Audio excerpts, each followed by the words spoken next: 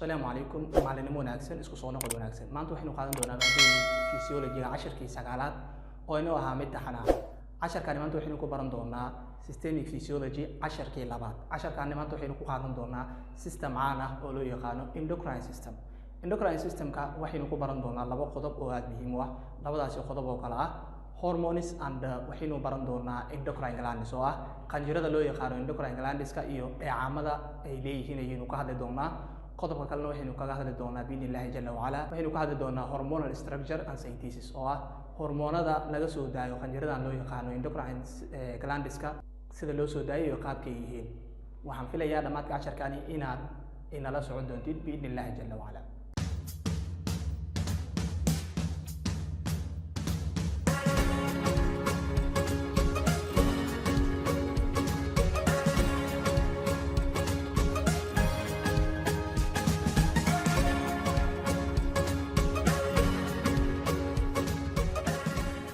endocrine system casharkii labaad ee systemic physiology-ga ugu horeyn jirkeena waxaa maamula laba system ama regulation of our body waxaa haya laba system waxaa la kala yiraahdaa systemka dareemayaasha jirka oo loo yaqaan nervous systemka oo aynu ku soo qaadanay casharkeena koowaad ee systemic physiology-ga iyo systemka labaad aynu maanta baranayno ah endocrine system oo ah systemka hormoneska ama qanjirada endocrine waxay ku bilowdaan labadaba markii bilaabashada aynu fiirno nervous kale wuxuu ku bilowdaa rapid onset oo ah bilaabasho degdeg ah halka endocrine systemka uu ku bilowdo slow onset oo ah bilaabasho hooseysa ama tartiib ah durationkooda markaynu fiirno ama inta ay shaqada hayaan short duration weeyaan nervous systemka oo ah si dhaqso leh ayaa hawsha loogu qabtaa midkaanina hawsha waxa uu ku qabtaa endocrine systemka ah long duration shaqadiisa ama inta uu jirka ku jiro oo uu la qabanayo effective functionka loo diray waxay ku qaadan doontaa waqti dheer haddaba aynu ogaano waa maxay endocrine glands waa maxay qanjirada loo yaqaano qanjirada endocrine-ka qanjiradani waa kooxo unugyo ah kuwaasoo soo saara kiimikooyin gaar ah lagu magacaabo hormones waxayna leeyihiin shaqo qeexan oo ay u qabtaan jirka waxaa kaloo lagu magacaabaa ductless gland qanjiro aan lahayn tubes geeya meeshii loogu talgalay hormoonkaasi ama fariimaha kiimikeed ee la soo daayay inkastoo soo deyntooda aysan lahayn wax tubes ah balse waxa ay ku soo daayaan si toos ah ay ugu soo daraan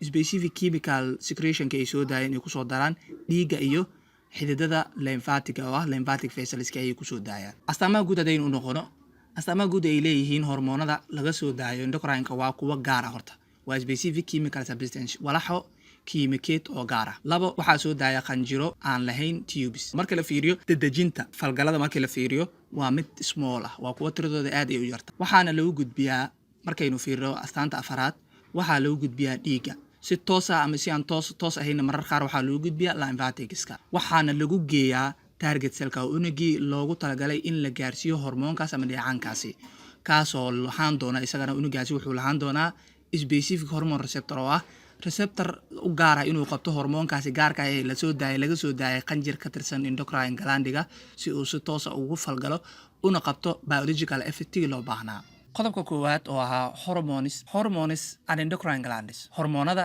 iyo qanjiradani loo yaqaan endocrine glandska qanjiradani waa qanjiro laga sooci karo qanjirka labaad ee jirkeena ee loo yaqaano exocrine glandska qanjirada jirkeena waxaa loo qaybiyaa labo endocrine glandska kuwa hadda aynu ka hadlayno iyo exocrine glandska waxa ay soo daayaan products ay soo daayaan waxa weeye dheecaamo ama hormones kuwaasoo ay kusoo dayn doonaan tubooyin laga keeni doono meesha laga soo daayay ha noqoto jirka gudihiisa sida dhididka ama ha noqoto in jirka gudihiisa laga soo dayn doono sida intestines-ka oo ah mindhicraha sidaas isla endocrine glandskana waa kuwa aan tubes lahayn ma lahan tubooyin waxa ayna sidaas isla mid ah ay soo daayaan iyagana hormoono balse hormoonadooda waxay ku soo daraan into the blood dhiigga dhexdiisa ayay ku soo daraan oo waxaa qaada qulqulka dhiigga hormoonada laga soo daayo endocrine-ka waxaa marka hore lagu soo daayaa interstitial fluid-ka dheecaanka salka dibadiisa yaala meeshaasoo ay kaga milmi doonaan dhiigga iyo lymphatic vessels-kaba bal ila eeg sawirkani endocrine glandiga waa qanjirkii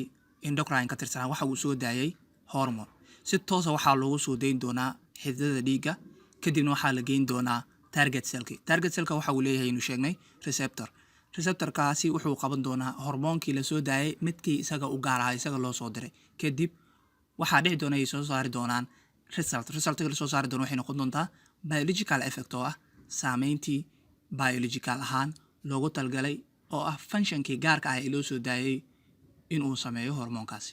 bal ila eeg sawirkaani si aynu u bayaanino hadalkaynu hadda sheegaynay. Exocrine glands markaynu fiirino iyo endocrine gland ayaynu halkaani ku kala sooci doonaa. qanjirka koowaad waa exocrine gland. waxa uu soo saari doonaa chemical product. chemical product uu soo saari doonaa qanjirkani waa hormones. sida aad u aragtid falaarta kor ayay u socotaa. Micnaheedu tahay tubeskaasi waxa ay dheecaankaasi loo qaadi doonaa goobtii loogu talagalay. Intay ka gaaraysana waxaa sii wada tubeskaasi ay u jeedaan uu leeyahay qanjirkani. Kadib markii goobtii loogu talagalay uu tagana waxa dhacaya in chemical secretion uu dhaco oo ah in la daayo. waxa la deenayaa waa maxay? Hormoneska loogu talagalay in meeshaasi la geeyo, meesha ayaa lagu deynayaa. halkanna ila eeg endocrine gland qanjirka labaad. qanjirkani dhiigga ku dhex jira capillaries ama tiftaafyada. waxaa ku dhex jira cellskii loo yaqaan endocrine gland cellskooda. hormoonada meeshaani ayaa lagu soo deyn doonaa marka. sida aad aragtidba hadda waxa ay ku dhex jiraan ama iyagaba ay u dhow yihiin dhiigga. By the time ay dhacdo in la soo daayo waxa ay si toos ah ugu milmi doonaan ama ay ku darsami doonaanba qulqulka dhiigga. sidaas ayaynu ku aadi doonaan goobtii ay u baahnaayeen. Endocrine hormones. hormoonada endocrineka. hormoonada endocrineka waxaynu halkaani ama shaxdani aynu ku sheegi doonaa qanjirada hormoonada ay soo daayaan iyo shaqooyinka ay qabtaan. qanjirada ka tirsan endocrine hormoneska waxaa ka mid ah thyroid gland. thyroid gland wuxuu soo saaraa laba hormoon oo loo yaqaano thyroxine iyo calcitonin. thyroxine iyo calcitonin waxay qabtaan laba shaqo. thyroxine waxay qabataa waxa ay maamushaa metabolismka, halka calcitonin iyadana ay joojiso soo deynta calciumkii laga soo deyn lahaa booniska. qanjirka labaad waxaa loo yaqaanaa parathyroid gland. wuxuu soo daayaa hormoon loo yaqaano parathyroid hormone. waxa uu qabtaa hormoonkani waxa uu kiciyaa soo deyntii calcium channelskii ku jiray booniska si loogu soo celiyo jirka. aynu u gudubno islet cells, waana qayb ka tirsan pancreaska oo lagu tiriyo inta badan endocrine hormoneska. cellskani waxaa ka mid ah beta cell iyo alpha cell. waxayna soo daayaan insulin iyo glucagon hormones. insulin waxa ay qabataa marka decreases, waxa ay hoos u dhigtaa sokortii ku jirtay dhiigga ee loo qaadi lahaa unugyada. glucagon waxa uu qabtaa shaqadii ay qabatay insulin ayuu lid ku yahay. isagana waxa uu siyaadiyaa sokortii ku dhex jirtay dhiigga si loo kiciyo jijibintii glycogenkii ama sokortii keydka ahayd ay ku jirtay beerka, dibna loogu soo celiyo dhiigga. testiska iyo ovarieska oo ah male and female gonadiski oo testiska waxa ay qabtaan ay soo saaraan hormoon loo yaqaano testosterone, halka ovarieska ay soo saaraan laba hormoon oo loo yaqaano estrogen iyo progesterone. testiska testosteronka ay soo saaraan hormoonkaasi waxa uu maamulaa soo saaridda unuga shahwada iyo astaamaha labaad ee qaangaarnimada. estrogen waxa ay qabataa waxa ay kicisaa ama ay dareengelisaa qaangaarnimada ugxaanta, waxa ayna kontrooshaa astaamaha labaad ee qaangaarnimada. progesterone waxa uu qabtaa hormoonkaasi uu diyaariyaa uteruskii ilmagaleenkii si unugii ka yimaaday fallopian tube-ka iyo ovarieska soo daayeen ee ku dhacay fertilizationka loo keeno uteruskii loogu diyaariyo cunuga meesha. adrenal medulla waxa uu ka tirsan yahay glandiska endocrine hormoneska laga soo daayo. hormoonka uu soo daayan waxaa loo yaqaanaa epinephrine. epinephrine waxa uu kiciyaa marka fight or flight response. casharkii hore ee nervous systemka ka horeeyay casharkani waxaynu ku soo sharaxnay autonomic nervouska marka la qaybinayo ahayd parasympathetic iyo sympathetic. sympathetic waxaynu ku sheegnay inuu ahaa dareen kiciye oo loo yaqaanay fight or flight.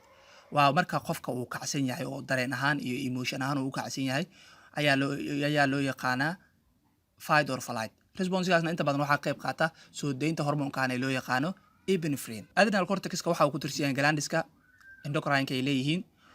waxa uuna soo daayaa 3 hormoon: glucocorticoids, aldosterone, testosterone oo labada jinsaba ay lahaan doonaan. glucocorticoidska waxa uu qabtaa part of stress response. waxa uu ka jawaab celiyaa qayb ka mid ah walwalka. waxa uuna siyaadiyaa sokorta dhiigga ku jirta heerkeeda. waxa uuna hoos u dhigaa jawaab celinta difaaca jirka. aldosterone hormoonkani waxa uu qabtaa waxa uu joogteeyaa ama inta badan uu maamulaa sodium content in the blood. waxyaabaha cusbada ka samaysan ee ku dhex jira dhiigga, ha ahaato electrolyte, ha ahaato milan kale, ayuu waxa uu ku sameeyaa waa uu maamulaa.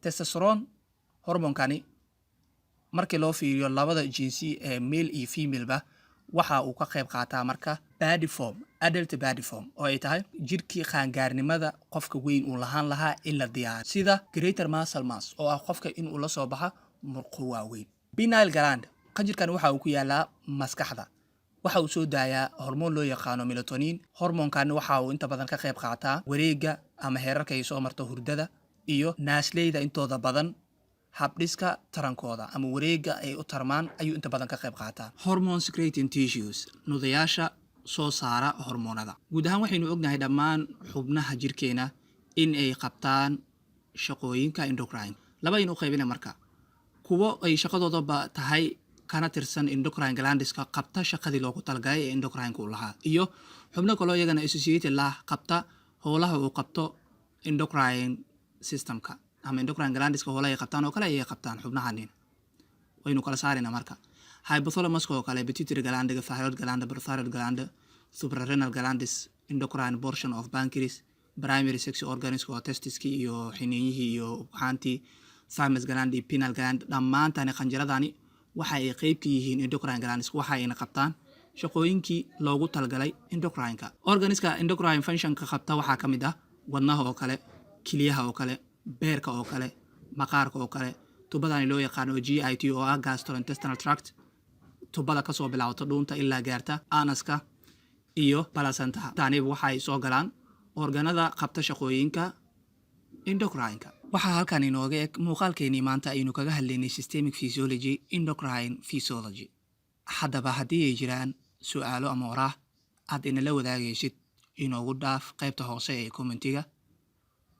casharada la xiriira ee maadada physiology-ga iyo anatomy-ga haddii aad danaynayso ay ku jira channelkanina iyagoo isku xiga ka daawo qaybta playlist-ga ee channelkeena. casharka xiga intaynu ku kulmi doono waxaan idinkaga tegayaa assalaamu calaykum.